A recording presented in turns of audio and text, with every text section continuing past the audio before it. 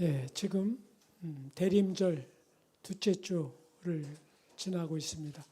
대림절, 대강절 이렇게 이야기하는 대림절은 성탄절을 앞두고 4주 동안 성탄절을 기다리는 기간이죠.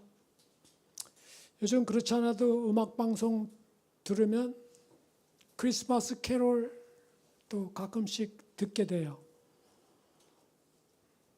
여러분들은 성탄절 하면 이렇게 떠오르는 이미지나 생각이 뭡니까?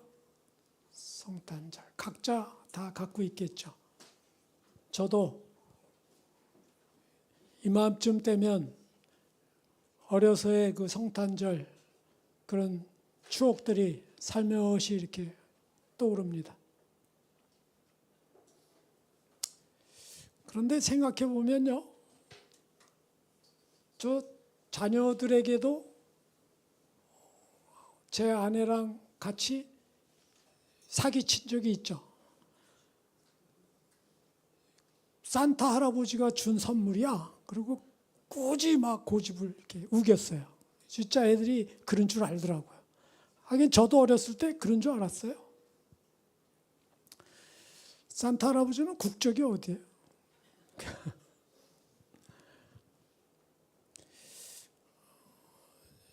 참 성탄절 생각하면요, 어려서는 그랬고 중고등학교 때도 추억을 더듬어 보니까 뭐 새벽송 돌고, 근데 뭐 그런 것보다도 남녀 학생 서로가 선물 교환하는 게 그렇게 기억이 나고, 성탄절 되면 그게 제일 기대가 되고 막 그랬어요. 근데 청년 때는 또 더해서 그 당시에는 통금이 있었을 때라 그런지 2부 때 되면은 괜히 명동 같은 데 쏘다니고 나가가지고 몰래 술도 먹고 저 남산 올라가서 꽉꽉 노래도 부르고 무슨 해방 만난 것 같이 그렇게 성탄절을 기다렸어요, 사실.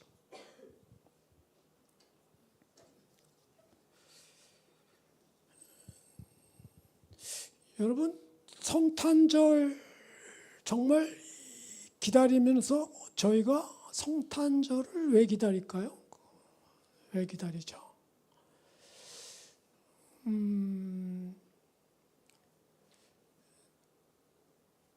크리스마스 카드에 주로 많이 본 그림 중에 그 동방박사 이렇게 보이고 마구간 그림 있는, 지금 카드를 잘 교환을 잘 안 하는데 동방박사가 몇 명이에요? 3명이라고 성경에 나와 있어요? 없어요? 동방에서 온 박사들 2명인지 3명인지 4명인지 그거 없어요. 근데 어느덧 머릿속에는 동방박사 하면 3명 이렇게 딱 박혀 있어요. 이렇게. 그리고 마구간도 뭐 이렇게 반짝반짝거리는 금가루가 붙은 카드를 하도 많이 봐서 그런지 마구간 살만하네. 그런 느낌이 딱 이렇게 들어요. 성탄절이 25일이라고 성경에 어디 있어요? 왜? 12월 25일에 태어나셨나? 겨울에? 중동 지역 적도에서 사는 사람들은 그럼 성탄절을 어떤 느낌으로 갖고 있을까?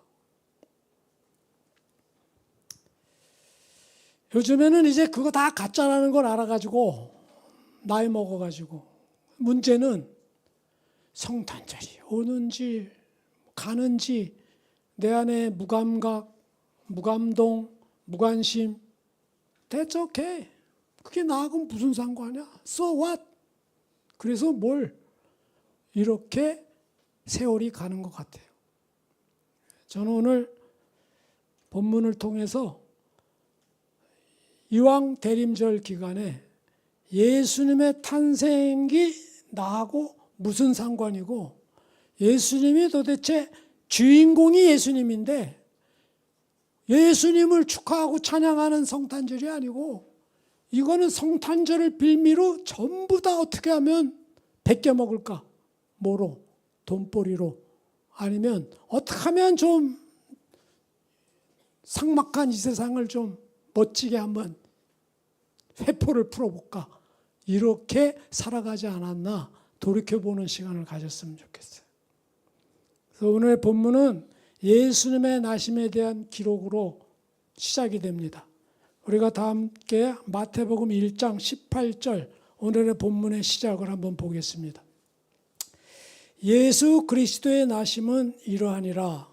그의 어머니 마리아가 요셉과 약혼하고 동거하기 전에 성령으로 잉태된 것이 나타났더니, 이렇게 시작을 합니다.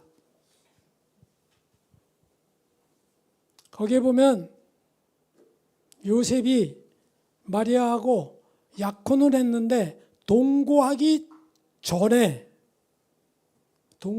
어떻게 아기가 태어나? 그런데 성령으로 잉태된 것이 나타났더니, 이렇게 천사가 알려줘요. 성령이라는 단어가 신약 성경에 제일 첫 등장하는 곳이 여기입니다.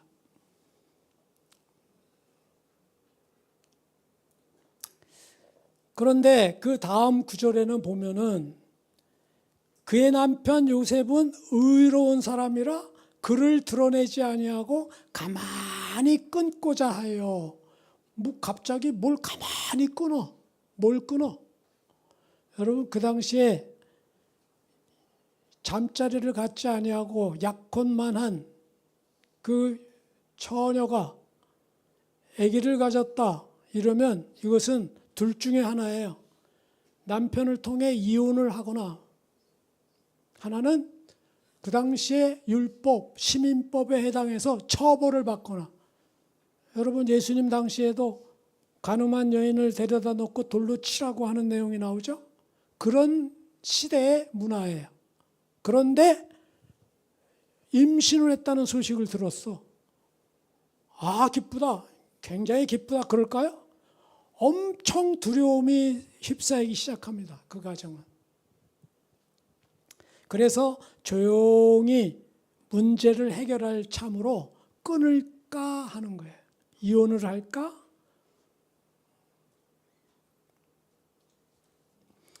마태복음 1장 20절 오늘 본문에 보니까 이 일을 생각할 때, 그 요셉이 이 일을 생각할 때 주의 사자가 현몽하여 이르되 다윗의 자손 요셉아 내 아내 마리아 데려오기를 무서워하지 말라.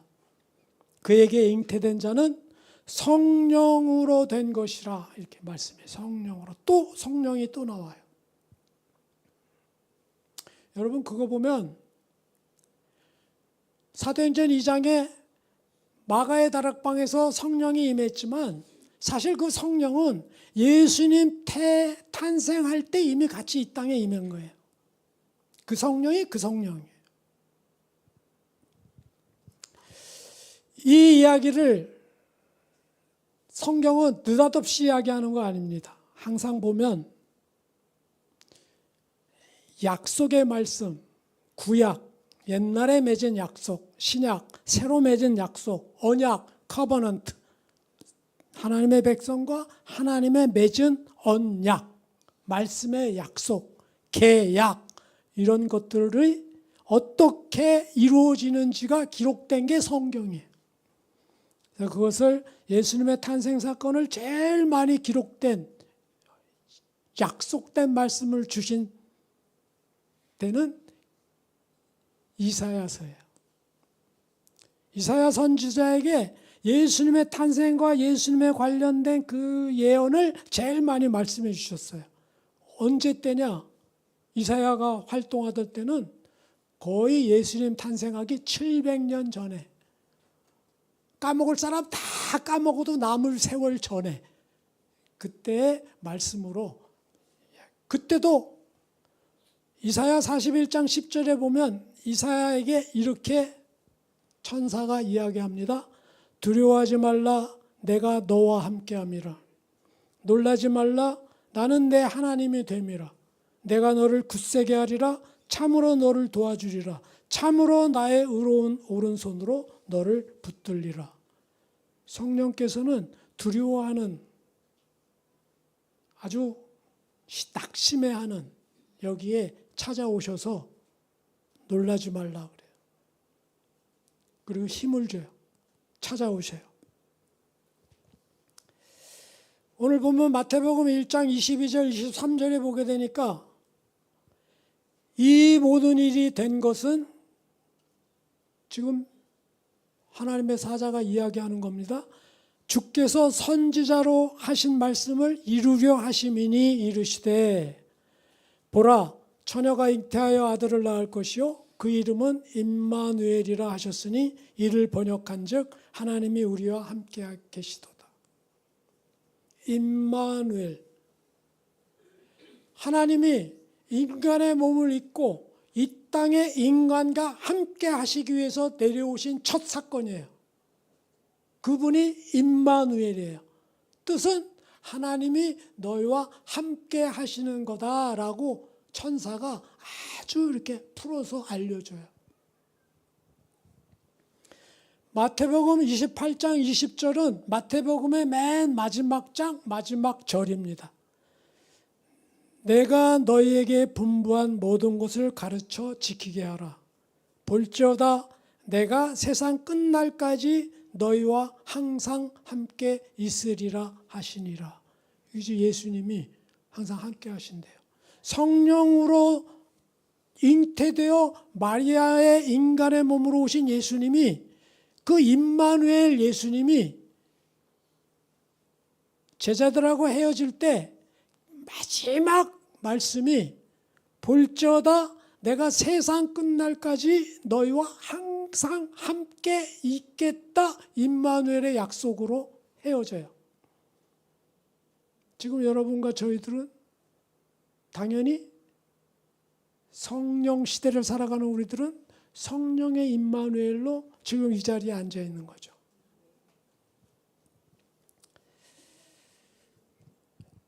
그 22절에 이 모든 일이 된 것은 주께서 선지자로 하신 말씀을 이루려 하심이니라. 700년 전에 했던 그 말씀, 그때는 어떤 배경으로 그 말씀을 하셨냐? 이사야가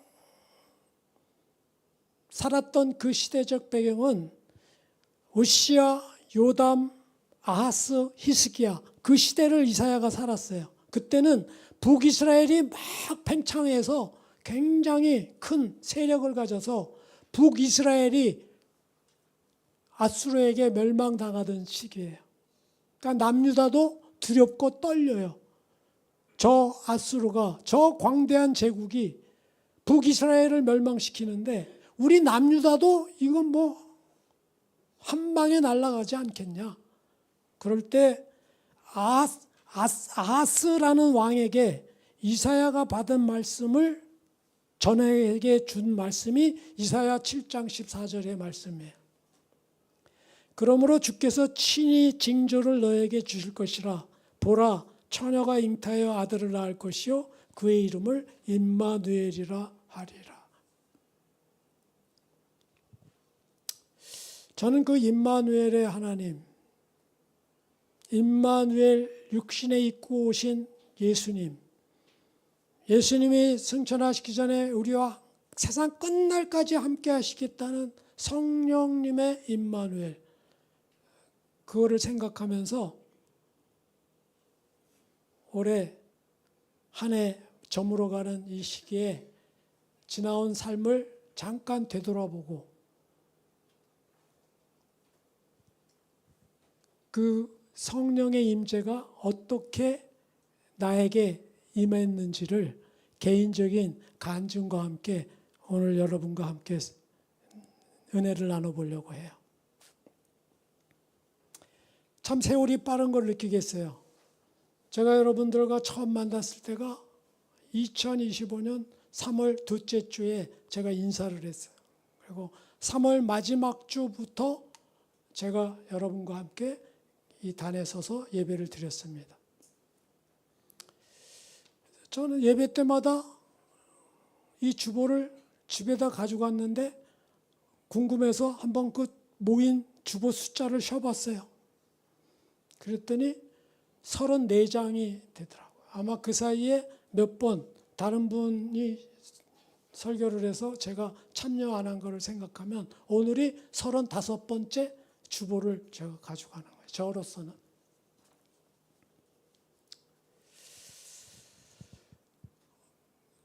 첫 번째 제가 성령의 임재로 성령의 인도하심으로 살아왔구나 하는 고백은 이겁니다. 처음에 이제 조 목사님한테 이걸 부탁을 받았을 때 사실은 좀 거절했습니다. 왜냐하면 제 나름대로 은퇴 이후에 뭔가 구체적인 준비해야 될 게 있어서 사회복지사 자격증 공부를 시작했는데 문제는 실습이 160시간을 해야 되는데 그거는 이게 만만치 않은 건데 그거를 해야 되는데 제가 여기서 주일 설교 말씀을 잘 준비할 수 있을까? 왜? 저 자신도 설교한 지도 오래됐고 선교지에서 신학교 강의한 지도 오래돼서 좀 자신이 없었어요. 성격적으로도 뭘 하면 좀 제대로 하고 싶은 마음이 드는데 하나님, 저 이거 사회복지사 공부를 해야 되잖아요. 넌 네가 설교를 얼마나 잘한다고 그거 준비한다고 그게 핑계냐? 그러니까. 네가 너무 열심히 하려는 건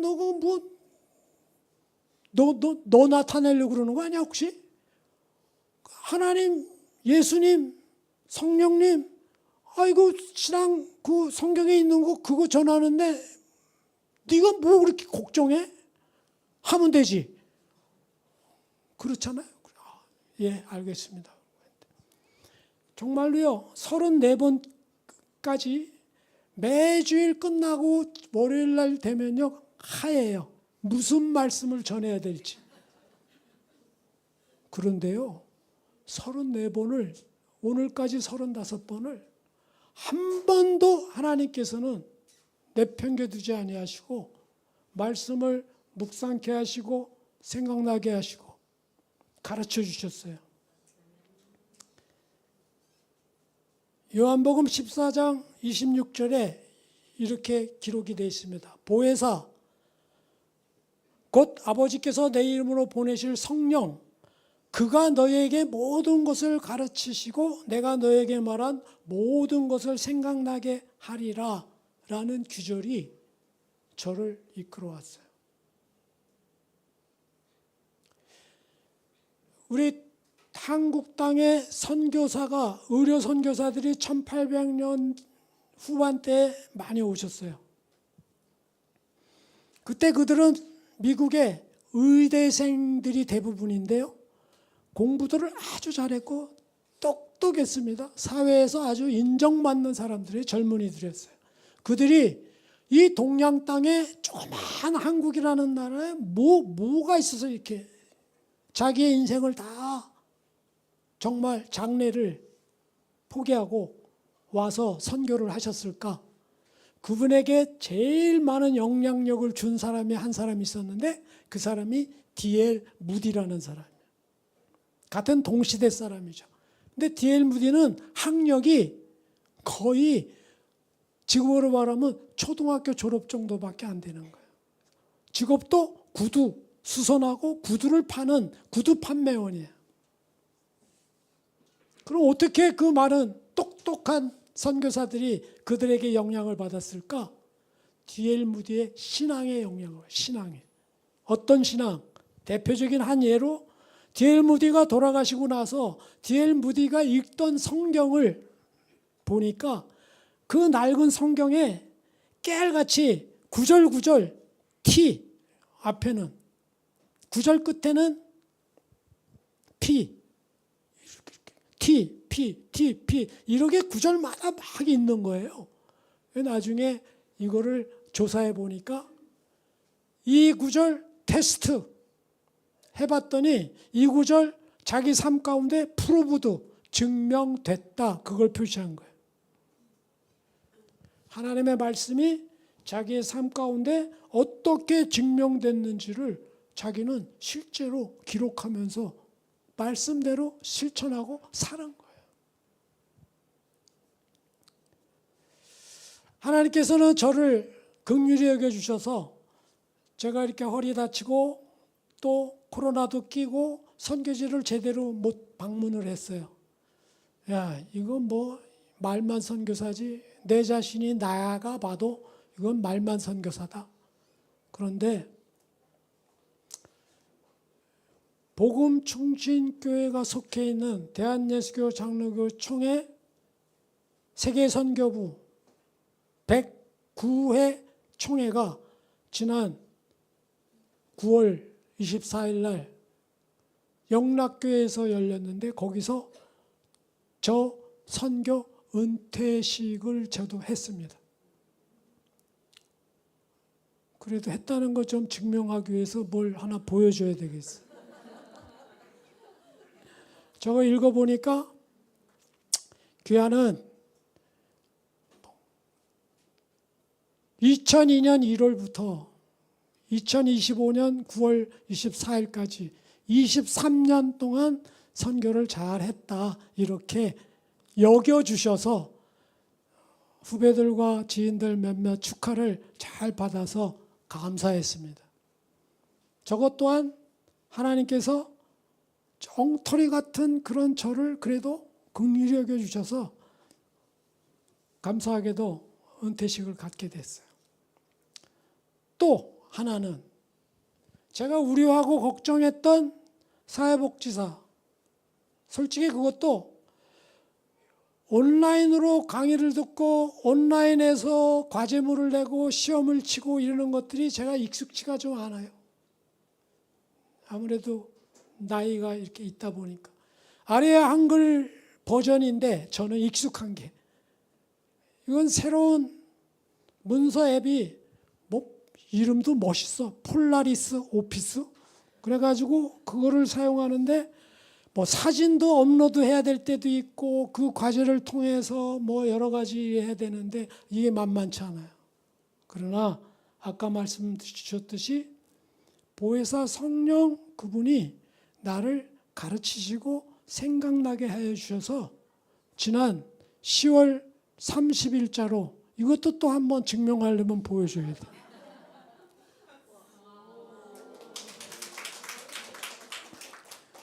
감사합니다. 됐어요. 빨리 꺼요. 사회복지사 자격증도 감사하게 땄습니다. 사실은 하나님이 저에게 이렇게 성령의 도우심을 주신 것은 제가 23년도 재작년이죠. 그렇죠. 재작년으로 거슬러 올라가야 돼요. 그때는 언제냐? 선교지도 제대로 못 가고 다시 가려고 해도 새로운 후원처를 찾으러 다녀야 되는데 그럴 제 주제도 잘 못 되고, 또 이제 은퇴를 거의 앞두고 또 뭔 선교지를 또 나간다고 지 몸도 별로 시원찮고, 하여간 여러 가지로 저는 소위 말해서 좀 낙심돼 있을 때예요.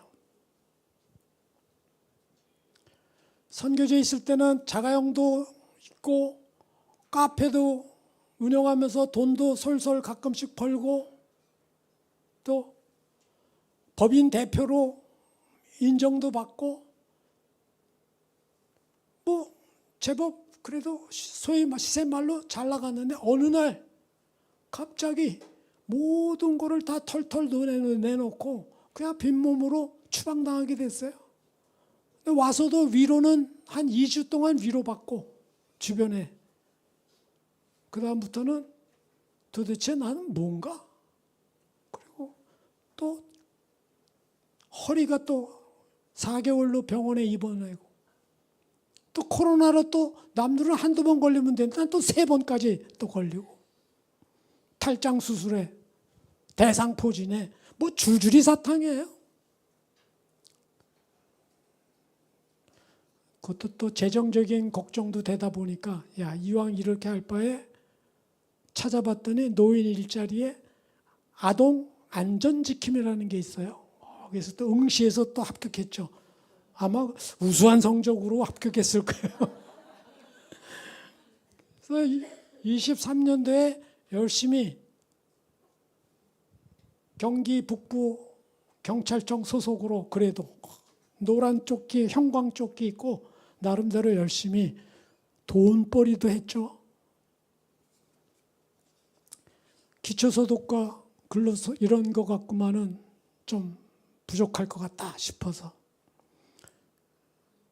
그러나 주변에 혹시 아는 분 만날까 봐 마침 코로나 기간 이후니까 늘 마스크 쓰고 늘 제복을 딱 입으니까 몰라. 거기다 또 선글라스까지 딱 그러니까 몰라. 열심히 아무튼 다녔어요. 내가 거기에 동네에 갤러리를 하나 발견을 해서 그림을 관심이 있어요. 왜? 제가 병원에 입원해 있으면서 4개월일 너무 그 무료해요 보니까. 그래서 휴게실에서 꿀쩍꿀쩍 시간 가게 하는 거로 어반 드로잉이라는 걸 유튜브 통해서 배우게 돼가지고 조그만 물감, 고체 물감 그런 거로 해서 그림을 그렇게 취미 삼아 그림 그려본 지가 중고등학교 고1 때까지 미술반에 있었어요. 제가 그래도 미술반 하나도 안 알아주지. 근데 부모한테는 별로 달갑지 않아. 야, 너 환쟁이 될래? 굶어 죽어. 한 50년 만에 그랬나 봐요. 50년도 더 됐죠.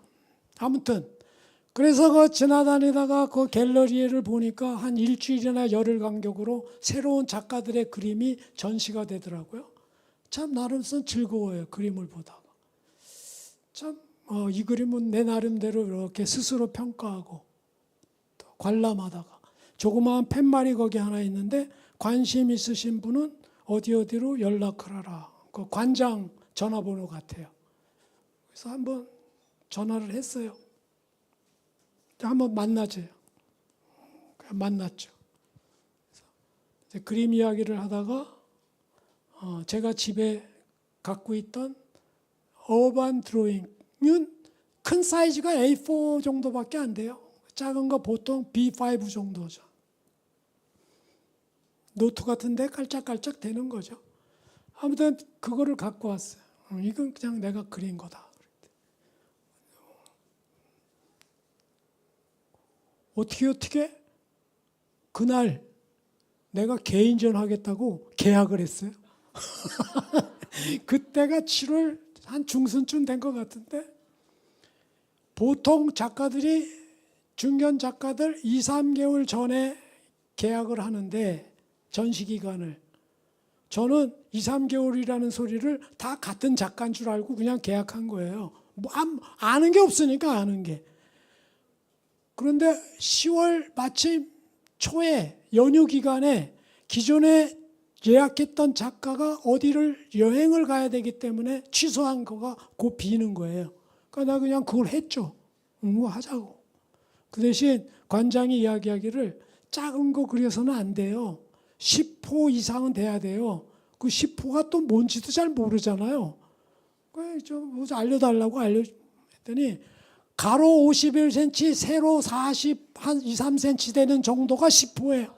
그러니까 그거 이상을 그려야 된다는 거야. 그러면 크게 그리면 되지, 내 혼자서으로. 알겠다고.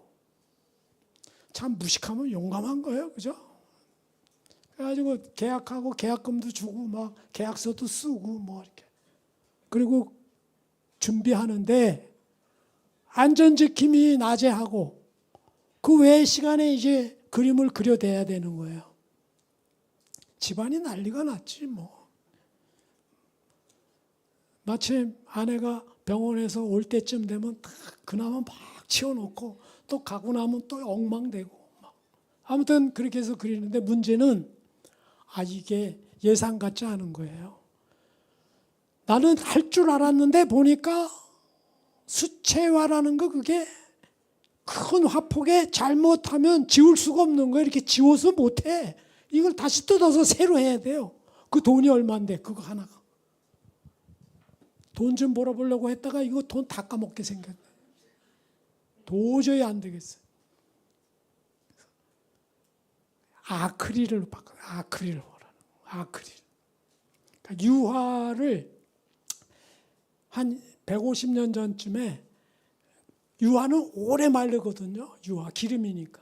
근데 유화하고 수채하고 중간짜리 화학 물감을 인간이 만들어낸 거예요. 그걸 아크릴 칼라라 그래요. 아무튼 그거로 해니까 그거는 고치려고 하면 덮어 씌우면 되니까. 그래서 유튜브 보고 이제 잔뜩 유튜브에서 이제 배우는 겁니다. 배워가면서 막 그려요. 뭘 그려야 될지 생각도 많아야 돼요. 뭘 그려야 될지. 최소한 거기 작품 걸리려면 최소한 10호짜리 이상으로 25개는 걸어야 돼. 20개 이상은 걸어야 돼. 20개는. 얼마 남았어요? 8월, 9월. 기껏해 이제 2달.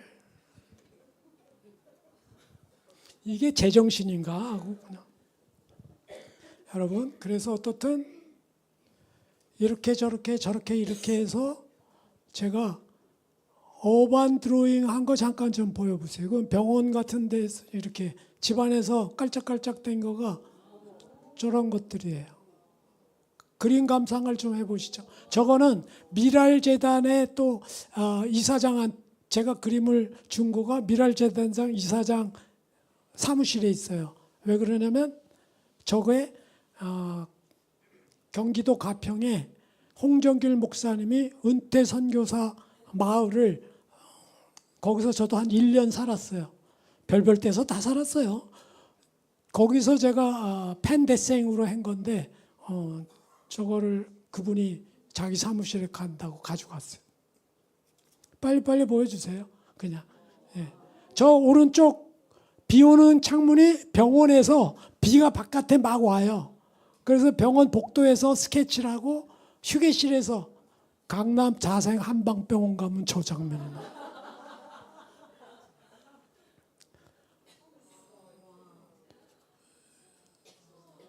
저 성경 규절도 위에다 이렇게 가끔 써놓고요. 그냥 이렇게 저런 걸 어반 스케치라 그래요.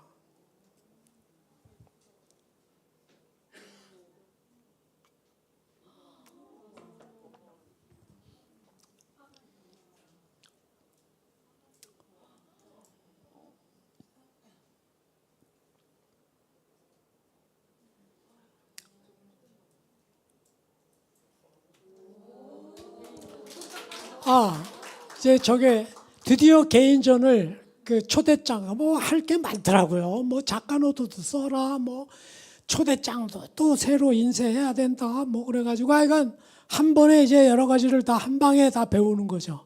그래서 초대장을 이렇게 보냈어요. 여러분들을 23년도에 만났다면 분명히 초대장을 다 드렸겠죠. 그래서 잠깐 여러분들을 그 갤러리 제가 한 3일째 되는 날인가 이거를 좀 기록으로 남겨야 되겠다 해가지고 전체는 한 7분인데 시간상 한 3분짜리 정도만 갤러리를 한번 좀 틀어주세요.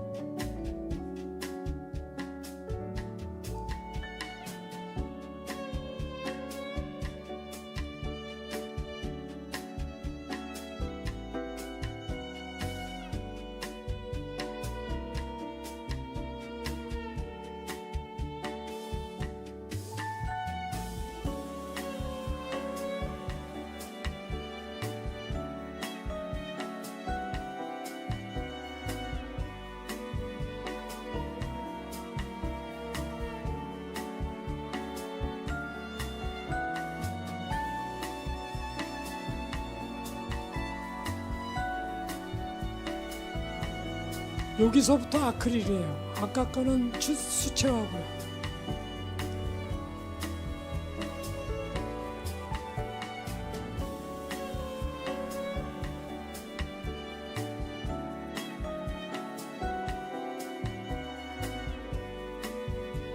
제목이 그때 그 시절.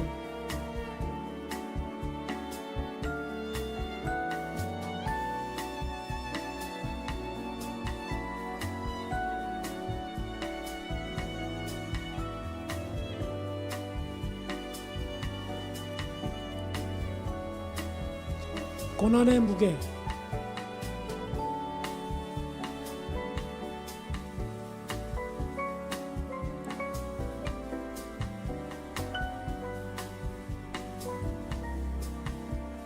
도시인의 고독.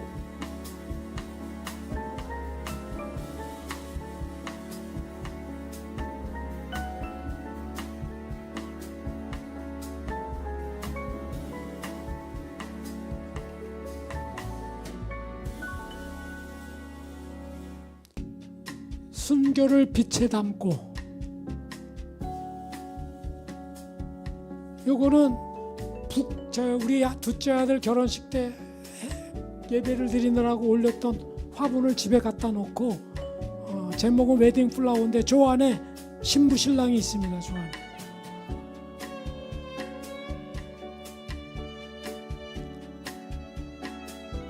요게 제일 비싸게 팔린 그림이에요.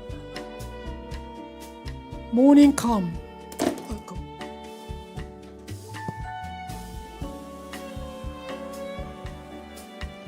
요게 불편한 진실입니다.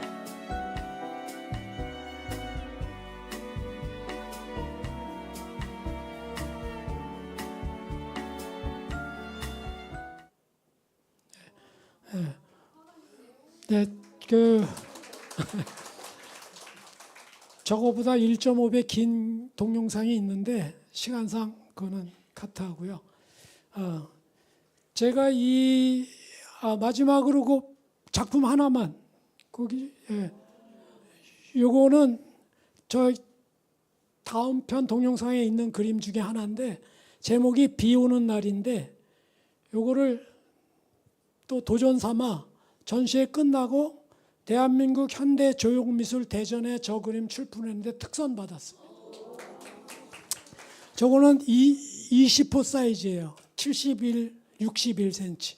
제법 사이즈가 그래도 있죠.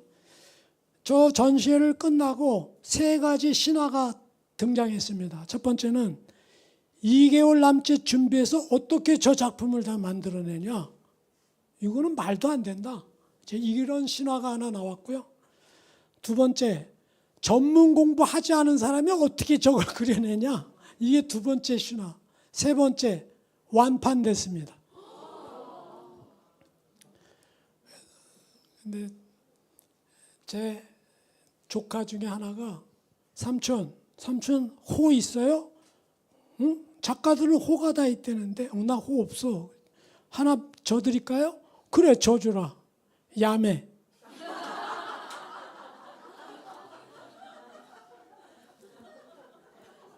근데 처음에는 이 자식이 이런 생각이 났어요. 근데 집에 돌아가면서 가만히 생각했더니 딱 맞아요. 야다의 하나님이 매일 함께하는 작가. 얼마나 멋있어. 딱 야매다. 딱 야매. 누가 물어보면 당신 호가 야매야? 야매지. 왜 야매야? 야다의 하나님이 매일 함께하니까.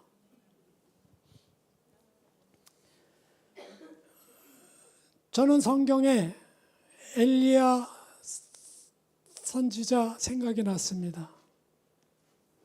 엘리야가 19장에 보게 되면 열왕기상 19장에 그 갈멜산에서 그 능력의 엘리야가 어찌 그렇게 약해져 가지고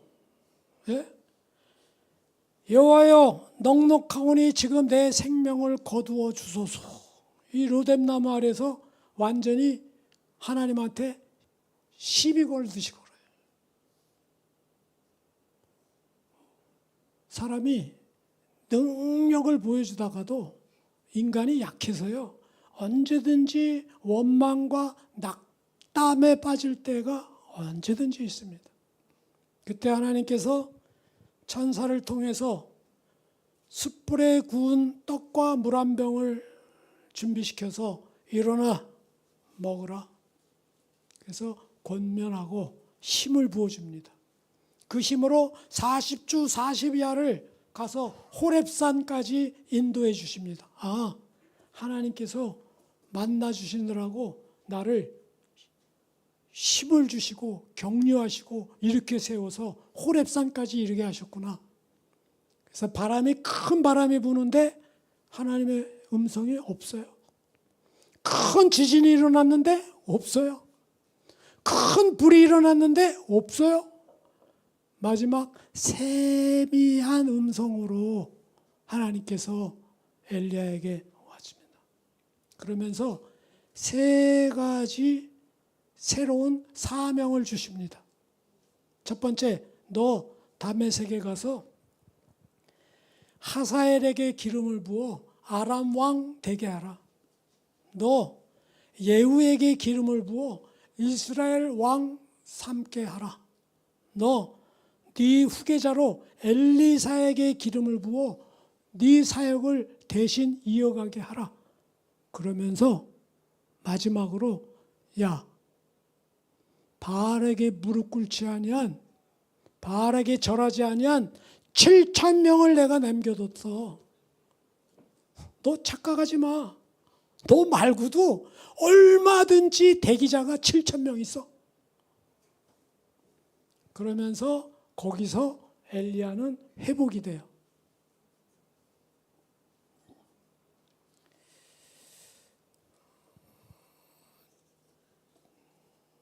저는 제가 정체성도 그렇고 도대체 이제 나는 누구냐? 선교사라고 손 내밀기도 어려워. 대표이사라고 손 내밀기도 어려워. 내가 왕년에 이렇대라고 해봐야 라떼는 말이야. 저 꽃 내가 또 저러네. 할까봐 그것도 못해. 너 뭐냐? 이럴 때 하나님께서 저에게 일어나 먹어라. 그리고 이렇게 여러 번에 걸쳐서 힘을 주시고 생기를 불어넣어 주셨어요. 그때 생각난 늘 선교지에 가기 전에 가장 머릿속에 있었던 성경 구절, 오직 성령이 너에게 임하시면 너희가 권능을 받고 예루살렘과 온 유다와 사마리아와 땅 끝까지 이르러 내 증인이 되리라. 그 말씀 속에 성령이 너희에게 임하면, 그 성령, 그 말은 헬라어로 dynamis. dynamis는 영어로 번역한 즉 다이나마이트. 그 성령은 힘이고 권능이고 하나님의 역사하심입니다. 그 성령의 역사 아니고는 내가 도저히 저 그림도 일어날 수가 없어요. 너 잘나서 한 거 아니야. 그것이 딱 와닿았어요. 그러면서 이제 이 12월이 거의 마감되어 가는 이때 예수님이 이 땅에 오셔 나와 무슨 상관이 있는가? 그러면 그 주인공의 생일을 축하하려면 주인공의 생각과 주인공이 원하시는 게 뭔지를 알아야 될 거 아니에요. 누가복음 4장 18절에 예수님께서 처음으로 회당에 들어가셔서 펼친 성경이 이사야서 61장에 있는 성경 말씀이에요. 그것이 누가복음 4장 18절에 이렇게 기록되어 있습니다. 주의 성령이 내게 임하셨으니 이는 가난한 자에게 복음을 전하게 하시려고 내게 기름을 부으시고 포로된 자에게 자유를, 눈먼 자에게 다시 보게 함을 전파하며 눌린 자를 자유롭게 하고 주의 은혜의 해를 전파하게 하라며. 이 내용이에요. 누구에게? 가난한 자에게 복음을 전하게 하시려고. 가난한 자는 누구예요? 심령이 가난한 자는 복이 있나니 천국이 저희 것이며.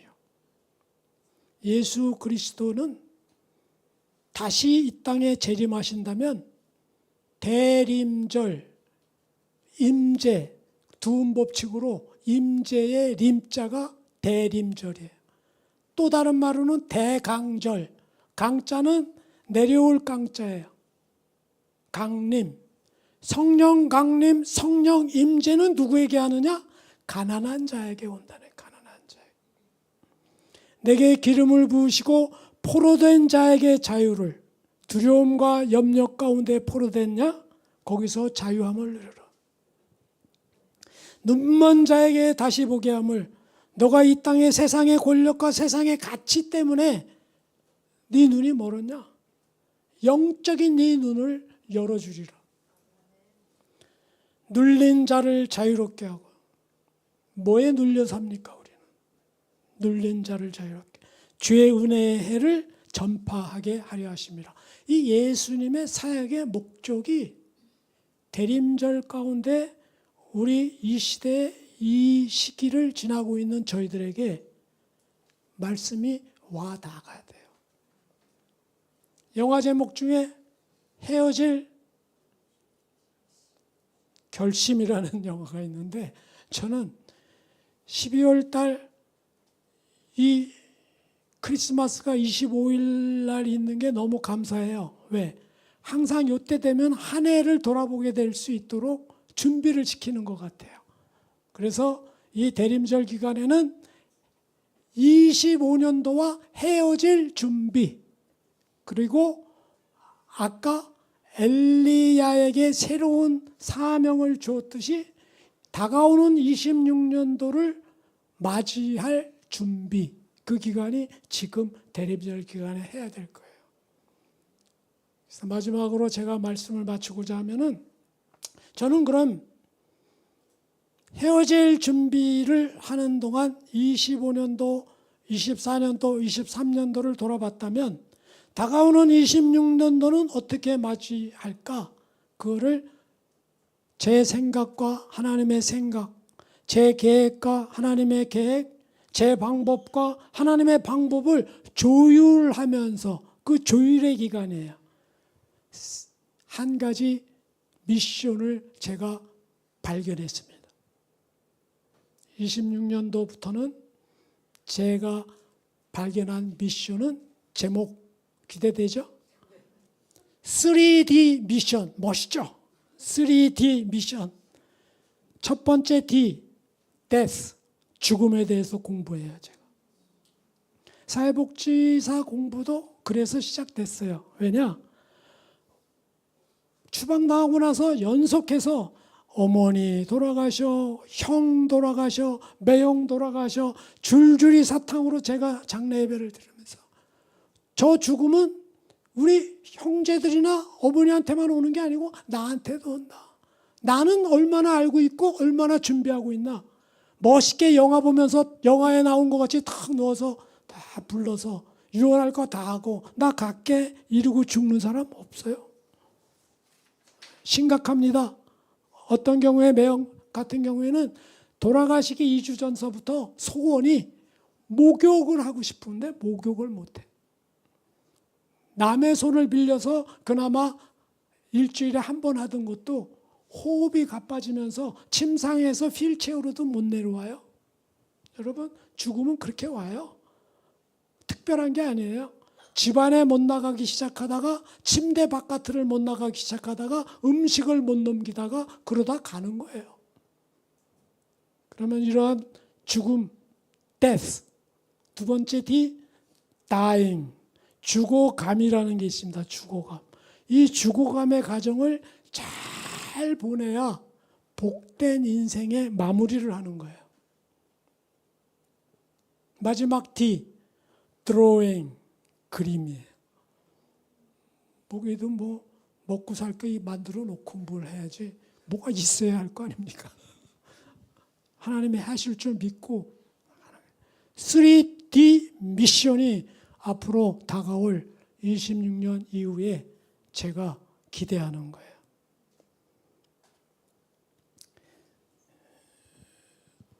부족하지만 제 개인적인 이런 간증을 통해서 여러분들도 이 대림절 기간, 또 앞으로의 남은 인생, 그거를 잘 마무리하고, 또 앞으로의 하나님께서 임마누엘 하나님, 하나님의 약속, 그 성령께서 여러분들 각자의 삶 가운데 분명히 임재하셔서 디나미스, 다이너마이트 같은 성령의 능력이 함께 되는 인생길이 될 줄로 믿습니다. 기도하겠습니다.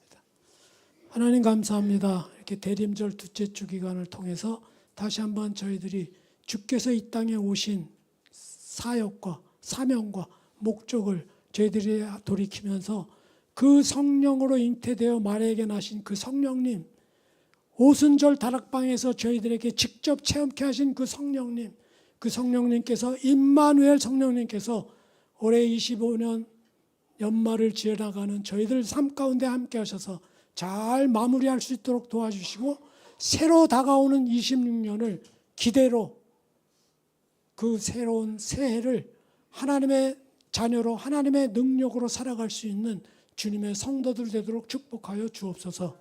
감사드리며 예수님의 이름으로 기도드리옵나이다. 아멘.